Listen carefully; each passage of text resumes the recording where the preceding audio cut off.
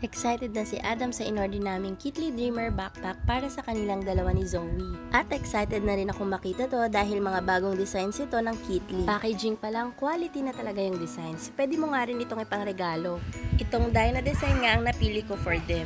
O diba, sobrang cute.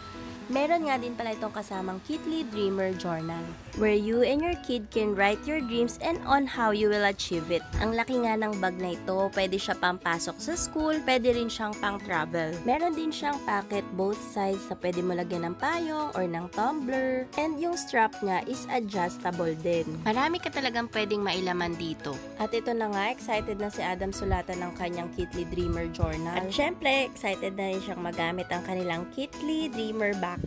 Love na love talaga namin ang Kitli dahil it is made with premium materials. Naglalast nga ang print designs nito up to 10 years kahit na lagi mong labhan. Kaya mga mommies, ano pang inaantay nyo? I-check out nyo na rin yung Kitli Dreamer backpack.